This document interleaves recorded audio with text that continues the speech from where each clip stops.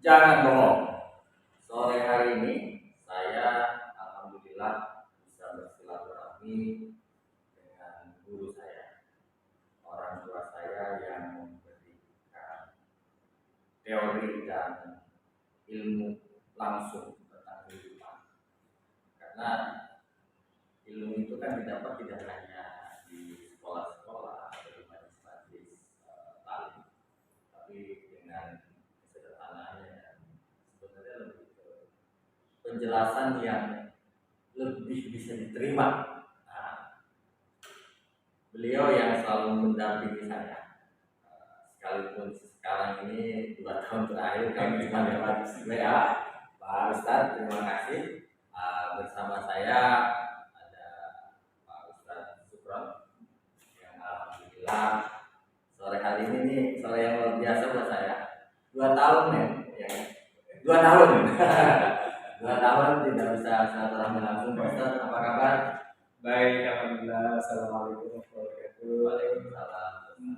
Apa kabar Pak Ustadz? Sehat. Gimana nih aktivitas sehari-hari?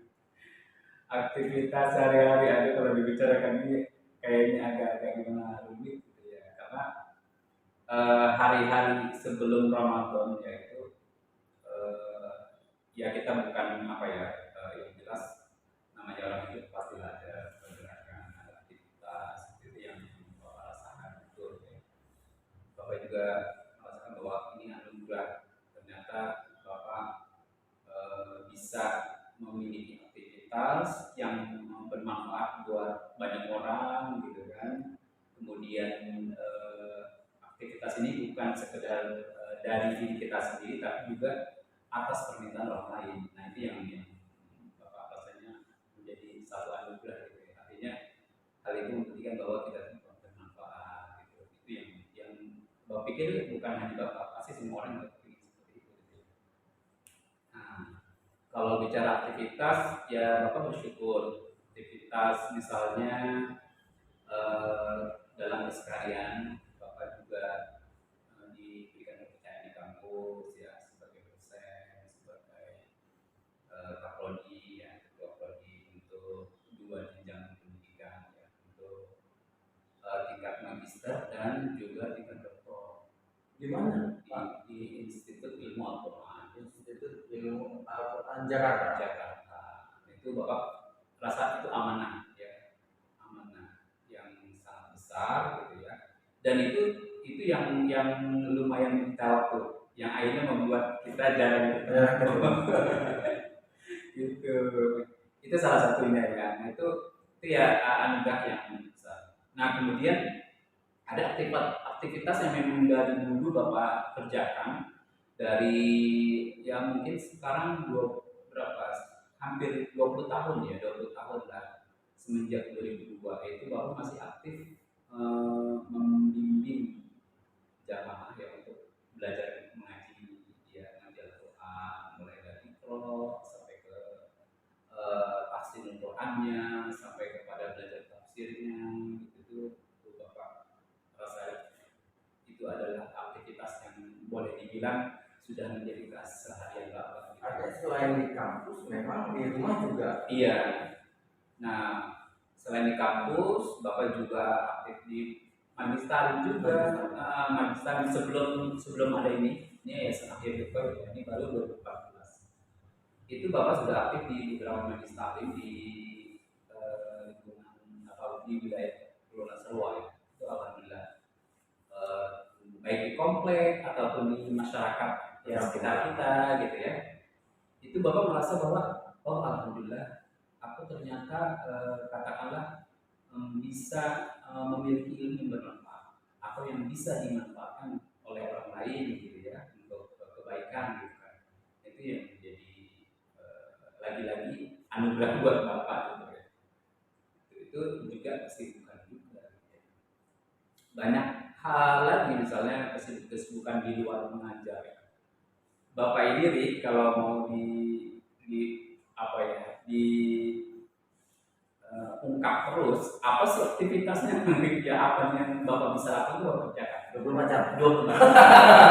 yang jelas gini Bapak punya ya sedikit kemampuan misalnya dalam hal bikin kuliner misalnya. Kalau lagi jadwal kosong aja, itu Bapak terima pesanan orderan ini Bikin kue. kuliner, bukan sekedar kue, apa namanya masakan. Jadi kalau kita mau pesen rasa bisa sama Pak Ustadz. Bisa banget gitu ya. Dulu malah nih, Bapak punya cerita. Ketika mau pergi haji, itu kan Bapak pakai nabung dulu. Dia nabung itu tahun 2006. Alhamdulillah nabung itu sampai 2008, 2 tahun lah ya. 2009 berangkat, waktu belum ada kayak sekarang ya, waiting listnya panjang nggak ada itu. Nah itu uang tabungan untuk haji itu dari situ sebenarnya dari Bapak orderan soto Betawi itu yang ordernya siapa? Salah satu asisten pribadinya Pak SBY waktu itu, Presiden SBY punya asisten di daerah sini dekat kita. Kemudian beliau mau menerima tamu dari istana ya mungkin bukan presiden sih tapi kalau istana negara akhirnya menunya tuh nggak pas karena ternyata acara itu diisi oleh Habib.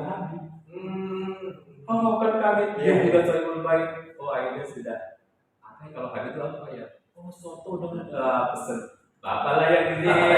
Jadi yang masak itu. Pak Ustadz bisa nggak dalam 2 hari? Bisa Bu, saya bilang.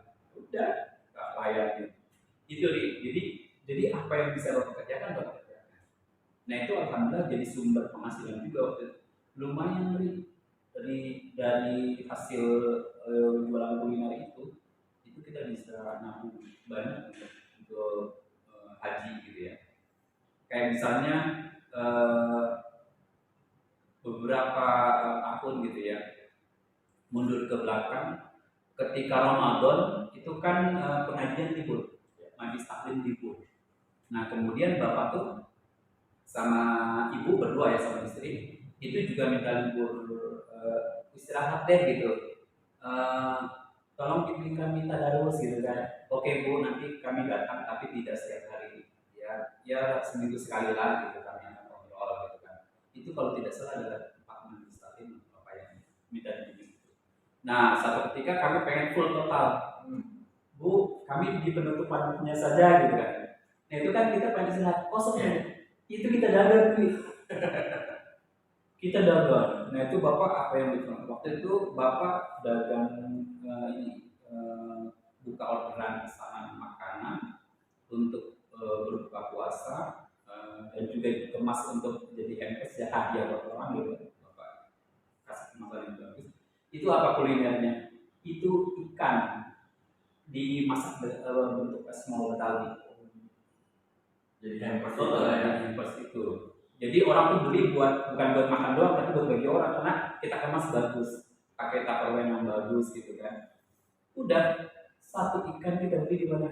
Di pemancingan 25.000 itu yang isinya 2. Nah satu ikan itu sudah kita matengin, udah tinggal makan, udah dihias rapi. Itu satu kotak 50.000 ikannya sama tupperware-nya jadi 65-70.000.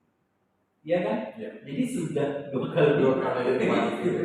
Nah itu yang kita lakukan gitu loh. Nah kalau mendengar penjelasan Pak, kalau waktu itu lebih dari 24 jam mungkin aktivitas Pak habis semua. Iya, ya adalah waktu istirahat kita sempatkan istirahat itu paling ini aja, terutama ketika ya setelah selesai itu kita umumnya tidur berdua kami itu baru jam 11 jam 12 malam baru tidur. Nanti sebelum subuh kita udah bangun pagi gitu kan. Nah itu rangkaian kita tiap hari seperti itu. Artinya gini Pak, ya selain kita silaturahmi langsung, kemudian ada juga kan mendengar penjelasan informasi dan apa dari teman-teman. Alhamdulillah. Nah, apa sih rumusan yang ini Ustadz perlu ada? Apa itu sudah ada? Ya benar. Saya belajar ngaji sama beliau, belajar diskusi sama beliau, tinggal belajar masak aja. Apa sih ilmu yang kemudian atau motivasi yang membuat Ustadz bisa melakukan semua ini? Yang jelas ini memang ya bukan sesuatu yang baru ya. Artinya Bapak bisa seperti ini karena memang dari didikan awal orang tua. Ya, Bapak itu keluarga banyak laki-laki. Terus akhirnya kita di dan lingkup kebetulan Bapak di Jakarta. Jakarta itu daerah yang memang rawan ya dengan pergaulan anak mudanya gitu kan. Akhirnya Bapak tuh dipilih, laki-laki tuh dipilih gak boleh keluar kemana-mana. Maka kita bingung aktivitas apa ya selain belajar ngapain ya gitu kan. Akhirnya kita bagi-bagi tugas tuh. Nah, ada adik bagian beres-beres rumahnya, kemudian kakak yang lebih berat lagi misalnya kayak penting apa. Nah, Bapak bagian masak. Oh, Gitu loh. Nah, di situ tuh manfaatnya. Nah, akhirnya pas sudah menikah, ini menjadi salah satu apa ya? Menurut Bapak peluang ya kemampuan yang menjadi peluang usaha gitu loh. Akhirnya Bapak memanfaatkan dia. Nah, media yang Bapak jadikan untuk promosi adalah tadi tempatnya ngajar ke majelis taklim. Nah, Bapak tuh tidak langsung promosi enggak. Bapak bikin, Bapak bawa, mereka bilang enak, nah baru Bapak disitu ketagihan Bu, gitu kan? Iya enak nih Pak Ustadz. Nah udah gampang, nggak pesen lagi kapan aja. Jadi promosinya Iya, langsung gitu. jadi nggak pakai yang bagaimana enggak. Maksudnya kayak gitu. Mereka tertarik masa iya sih gitu kan. Udah. Nah itu alhamdulillah Bapak juga banyak apa artinya bisa masak berbagai menu gitu ya, bukan hanya 1, 2, 3 menu gitu kan. Nah ini yang bikin para jamaah itu menjadi senang gitu loh, apa ngaji dengan kita, saya sama istri itu menjadi kayak manfaatnya bukan sekedar ilmu yang bisa didapat, tapi ternyata ini loh gitu yang bisa dirasakan gitu ya. Itu yang Bapak rasakan. Nah, dengan begitu Bapak tuh akan semakin terpacu. Artinya termotivasi, oh iya, ternyata aku tuh punya banyak hal yang bisa bermanfaat buat orang lain. Gitu. Karena lebih berani mengeksplorasi. Iya. Coba aku kan bisa ini, kenapa nggak ditawarkan ke mereka gitu kan, ditampilkan, ditunjukkan agar mereka tuh ikut merasakan bagaimana mereka bisa berkomentari atau menilai Bapak gitu kan. Ternyata alhamdulillah apa yang Bapak keluarkan itu mereka senang gitu kan. Kayak misalnya masakan aja nih, masakan itu yang mereka sangat kenal sekali dengan label Pak Supron gitu ya. Misalnya soto Betawi Pak Supron, asinan Pak Supron, goreng Pak Supron, apa lagi, pindang, gulai nangka. Itu yang mereka jadikan Pak Supron kalau nanti Lebaran open house lagi kan, aku request ini gitu. Udah bener jadwalnya. Iya, gitu. Jadi oh ya Allah, sampai yang dulu aku bilang aku merasa malu nggak boleh keluar rumah pas kecil, akhirnya aku membantu di dapur, jadi kalau bahasanya kayak aku ternyata sekarang bermanfaat dan bisa menghasilkan sesuatu gitu.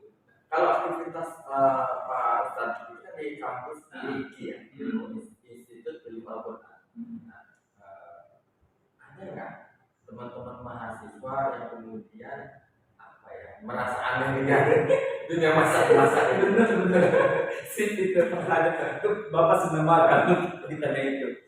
Jadi di kampus itu mereka ya teman-teman dosen, teman para staf itu mereka juga menjuluki Bapak sebagai dosen yang multi talent. Mereka juga tahu karena Bapak sering ajak mereka ke rumah. Ya kayak kemarin aja baru habis bukber di hari di minggu kemarin. Nah itu Bapak yang masak. Nah buat semuanya juga tidak hanya siapa misalnya yang Bapak kenal, saya jamaah, ini kayak jamaah taksi misalnya, jamaah majelis taklim mana misalnya, itu kami berjadwal untuk minggu ini kayak hari ini majelis taklim ini silakan request apa gitu. Itu yang mereka luar biasa gitu loh. Jadi tamu itu betul-betul di servis, di servis. Nah itu di kampus begitu. Mereka tahu Bapak itu sebagai dosen juga yang punya tugas tambahan jadi kaprodi gitu kan. Itu kan bagian sebetulnya udah banyak banget ya, udah banyak banget gitu kan, melayani semua mahasiswa gitu kan dari 2 jenjang. Nah, tapi masih sempat untuk melakukan hal-hal itu yang kecil gitu. Kadang Bapak sering buat status Nah, status itu mereka komentari, Masya Allah, Subhanallah, gitu tuh mahasiswa. Kita nggak nyangka ternyata dosen saya tukang masak gitu. Nyangka gitu kan. Dan mereka ternyata bangga. Mereka ternyata bangga. Ya Allah, dosenku bisa sampai seperti ini gitu kan. Karena ya tadi Bapak tidak hanya sekedar misalnya memamerkan hasil masakan, terus difoto, diposting dan begitu. Undang mereka juga. Nah itu jadi tuh masakan. Nah itu yang membuat mereka oh iya teruji gitu loh masakannya. Bahkan pernah beberapa kali acara di kampus tuh bapak yang bawa masakan cateringnya bapak gitu. Nah, kan tadi saya kembali ke awal tentang aktivitas Ustaz yang lebih ke dunia pendidikan.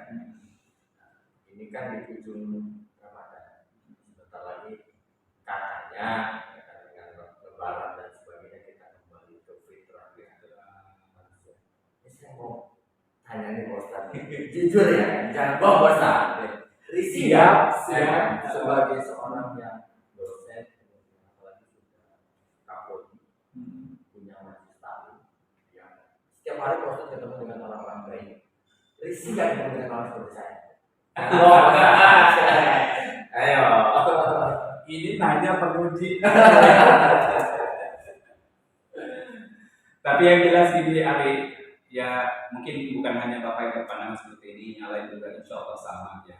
Artinya begini, Bapak tidak melihat orang itu dari rupa, dari derajat, dari status kedudukan sosial tidak. Bapak melihat orang itu semua sama. Kan kita udah dibimbing ya, sudah katakanlah sudah sekolah, sudah ngaji, diajarin banyak hadis, banyak ayat Al-Quran gitu kan. Nah itu kan Allah sendiri sudah bilang apa? Ya, innallaha la yanzuru ila suwarikum wala ila ajsadikum. Allah tuh kata Nabi, Allah tuh tidak melihat penampilanmu, fisikmu, wajahmu, dan lain sebagainya gitu. Tapi dilihat apa? Walakin yanzuru ila qulubikum. Ya, tetapi Allah lebih melihat hatimu, ketakwaanmu gitu kan. Jadi Bapak melihat Arif yang mohon maaf nih nggak masalah arti dalam arti ya apa alasannya Bapak untuk menolak gitu kan? Karena mungkin Arif juga suatu saat mungkin bisa ikut Bapak. Bapak ini ngajar juga di lapas penjara, tapi sih lebih banyak penjara wanita. Itu kan Arif sendiri kalau udah penjara tuh siapa sih orangnya gitu kan? Itu kan itu yang walaupun perempuan itu ada juga sama yang berkata ya berkata gitu kan, yang sangar ya sangar ya, yang apa ibaratnya kenapa dia di penjara itu karena membunuh ya, membunuh anak, membunuh suami, membunuh orang tua, ada juga yang narkoba gitu kan. Bahkan bukan hanya di lingkungan katakanlah bukan hanya orang Indonesia, ada juga orang luarnya juga gitu kan yang kita bilang seru banget gitu kan. Gue takut nih kalau berteman sama dia enggak juga sih Bapak. Justru kehadiran mereka tuh memberi betul-betul kayak dirindukan gitu kan. Makanya di sana tuh memang selektif juga. Jadi tidak menerima ustadz-ustadz secara bebas gitu. Di situ yang diterima adalah ustadz yang betul-betul menunjukkan, membuat jamaah itu senang mengaji, senang belajar agama gitu loh. Nah itu, nah alhamdulillah Bapak rutin ya sebulan sekali, bahkan kadang sebulan 2 kali tidak berjalan. Itu ada pengaruh nggak dari hobi bosan dan hobi masak kemudian coba meramu dalam kehidupan sehari-hari, misalkan ketemu dengan pedagang ini karakternya, ketemu dengan anak muda, ada ramuan khusus nggak bosan atau di apa ya? Diracik. Yang jelas gini, ini prinsip ini nanti Mas Ari juga bisa menjadikan kalau Mas Ari berkenan bisa dijadikan sebagai prinsip juga. Bapak posisinya misalnya dalam kondisi mengajar seperti atau dalam di majelis taklim misalnya atau dalam posisi beraudiens dengan orang ya, itu Bapak prinsip gini. Ketika mengajar saya jadi guru, maka saya akan guru yang katakanlah mengayomi, membimbing, ya, yang betul-betul orang itu akan senang dengan kita, gitu, dengan ajaran kita, dengan dakwah kita, gitu ya. Itu satu. Nah, Kemudian Bapak juga menganggap orang-orang meskipun dia jamaah murid kita nanti usianya lebih tua, Bapak tetap akan menganggap Bapak adalah anak mereka, anak beliau. Jadi posisi Bapak sebagai anak. Satu sebagai guru, yang kedua posisi sebagai anak. Nah, ketika posisi sebagai anak, maka kita akan betul-betul memberikan perhatian layaknya kita kepada orang tua. Nah, makanya ini mungkin ya bisa jadi contoh juga kali ya. Bapak tuh pernah sampai kita menginap di rumah sakit, nungguin jamaah yang opname 1 minggu. Padahal jamaah biasa. Jamaah biasa. Itu kita tidur di kolong tempat tidur rumah sakit Pertamina. Itu saking apanya kita menganggap itu orang tua kita gitu loh. Dan tidak ada yang bisa menunggu selain kita berdua, saya sama istri waktu itu berdua. Jadi kan ingat di rumah gitu. Kasihan nih Umi, kita melihat begini. Kasihan Umi nggak ada yang bisa bantu minum nemenin di rumah sakit gitu kan. Ayo yuk. Nah kita minum di situ. Mau makan kita ambilin apa gitu loh. Jadi kita merasa sebagai orang tua. Nah kemudian dengan usia yang sebaya dengan jamaah atau dengan apa kita merasa kita adalah teman. Kita masuk mahasiswa misalnya. Mahasiswa itu kan kalau pas kerjanya tidak usia yang di bawah kita juga ya, ada juga di atas gitu kan yang sudah 50 masih ada juga yang 50. Nah itu kita tidak menganggap kita adalah guru terus kita berangkat enggak. Kita anggap itu adalah teman. Jadi kita menganggap pada saat kita saya bapaknya mengajar enggak menganggap kok ini gue dosen loh, enggak. Tapi bapak merasakan bahwa saya adalah teman Anda belajar. Profesional. Iya. Jadi apa yang dirasakan sulit, apa yang butuh bantuan apa, ayo. Sampai hari ini masih terima layanan apa pengaduan mahasiswa atau apa sih namanya gitu ini? Iya, masih. Bapak bilang silakan mau butuh apa, silakan chat ya WA. Kalau mau ditelepon, kadang bapak lagi kerja apa mungkin nggak bisa langsung angkat gitu kan. Tapi kalau chat, insya Allah bapak respon gitu kan. 24 jam bapak gitu. 24 jam Pak Ustadz ini memberikan waktu untuk umat, artinya baik itu teman-teman mahasiswa, majelis taklim atau di lingkungan. Ini menjadi sebuah motivasi buat saya pribadi. Dan saya berharap ini menjadi sebuah motivasi buat teman-teman. Jangan bohong, khususnya membangun bangsa itu menjadi tanggung jawab kita semua. Ada Pak Ustadz Sugron dengan gaya memasaknya. Asik beliau mencampur adukan meracik ya antara apa ya kangkung dengan kehidupan keras di penjara gitu ya, sehingga sampai ini kan yang terpenting kadang gitu ya cara penyampaian mungkin Ustadz lebih berbeda dengan Ustadz yang lain, mungkin itu kan gaya. Saya ingin sebuah motivasi kehidupan Ustaz. Banyak kawan-kawan yang merasa jujur takut ketemu kiai gitu ya. Apalagi kalau ketemu orang berdasi berseragam gitu ya. Aduh. Nah, ada nggak apa ya motivasi buat udah temui aja siapapun gitu. Oke, ini sebelum saya jawabkan motivasi gitu ya, Bapak coba untuk langsung memberikan penjelasan dengan praktek misalnya. Gini Mas Ari, tadi Bapak bilang Bapak tidak melihat penampilan, baik wajah, kemudian fisik, itu tidak. Status sosial juga tidak. Nah, pada saat bergaul, itu Bapak juga tidak memposisikan, misalnya karena posisi Bapak tinggi, sebagai dosen, sebagai guru juga sebagai ustaz, itu posisi Bapak tidak langsung berdapat seperti ini. Saya Bapak di sini, nanti orang di situ tidak. Bapak seringnya kayak begini, bersebelahan. Nah nanti ketika ngobrol, apalagi kalau orang itu bisa lagi curhat, lagi apa gitu ya, itu Bapak rangkul gini, tenang, sabar gitu loh.